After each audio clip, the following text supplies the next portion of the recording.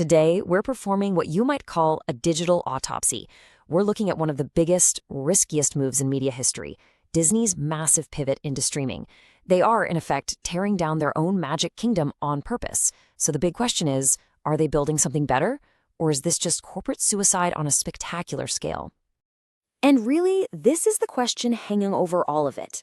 You can see why it's framed so dramatically, right? Disney basically walked away from a near-perfect business model to chase a streaming dream that, right now, is losing cash at a totally unsustainable rate. So how did we get here? How did the dream turn into this financial mess? Well, to figure that out, we need to look at what they gave up, what they're paying for now, and all the hidden damage that was done along the way. This is the autopsy of a digital transition. Okay, first things first, we have to understand the incredible power of the machine Disney decided to just unplug. For decades, the whole company was fueled by what was basically an invincible money printer. Let's take a look at how that old system worked. For pretty much all of TV history, the cable bundle was the entire game. If you wanted cable TV, you didn't get to pick and choose. You paid for a big bundle of channels. And if a cable provider wanted to offer their customers the channels actually wanted, like ESPN, they had absolutely no choice but to pay Disney. And that payment came in the form of what are called carriage fees. You can kind of think of it like a tax on every single cable subscriber in the country, and that tax was paid directly to Disney every month, every year like clockwork. We're talking billions in predictable, high-margin revenue. It was a golden goose that just never stopped laying eggs. And this slide really lays out the brutal trade-off they made. On the left, you've got the old world, those guaranteed fees, huge profit margins, and an audience that pretty much never left.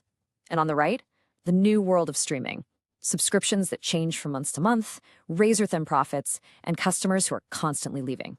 It's just a complete upending of their entire financial foundation. So if that old model was so great, why jump? Well, because they saw cord cutting coming. They saw the cliff's edge. But the landing from that jump has been incredibly painful, leading them right into what we're calling the streaming money pit. You know, to even compete with giants like Netflix and Amazon, you need a constant fire hose of brand new, shiny content. For Disney, that means making shows with blockbuster movie-level production. We're talking over $200 million for one season of one TV series. They have to churn out several of these every single year just to keep you from hitting that cancel button. And this chart here, this really gets to the core of the problem. What it's showing is that the cost to acquire a customer, all the marketing and ads to get you to sign up, is actually higher than the amount of money they make from you. I mean, you can't survive for long when every new customer you sign up is actually a net loss.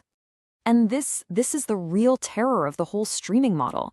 It's not like the old days with a 2-year cable contract you couldn't get out of. A Disney Plus subscription can be shut off with a single click. This creates massive instability, and it's what forces them to keep spending on that high-cost content treadmill just to keep people around from one month to the next. But the damage isn't just on the balance sheet. This whole transition has caused some really deep internal wounds to the company and its brands. The pivot to streaming wasn't just a simple change in how they deliver movies. It sent a shockwave through the entire corporate system. Yeah, it's really a perfect storm of problems. The Disney brand itself is getting a little tarnished. There's so much content that nothing feels like a special event anymore. Inside the company, the legacy movie and TV teams are fighting for control with the new tech people. They're way behind on data compared to tech-first companies like Netflix. And on top of all that, they have to pay for this massive global server infrastructure they were never built to run.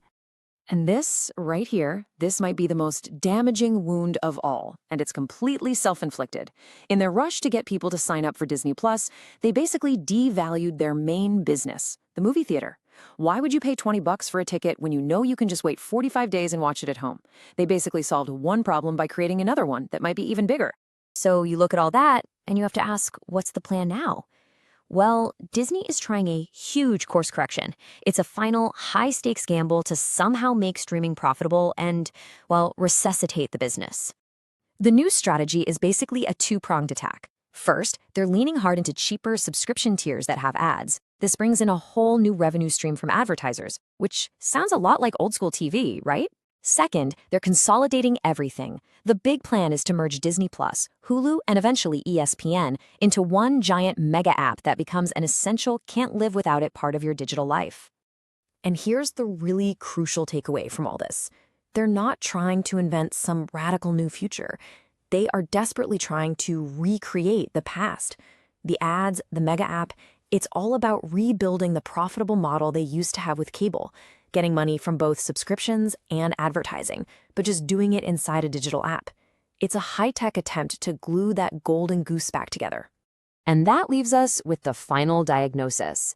Disney is in a real fight for its life. And the question that's going to define its future is the one you see right here. Can this media giant of the 20th century actually survive the brutal economics of the 21st? Or will this whole digital gamble force it to become something smaller, maybe a little less magical, just to stay alive? The autopsy is complete, but the patient's fate is still on the table.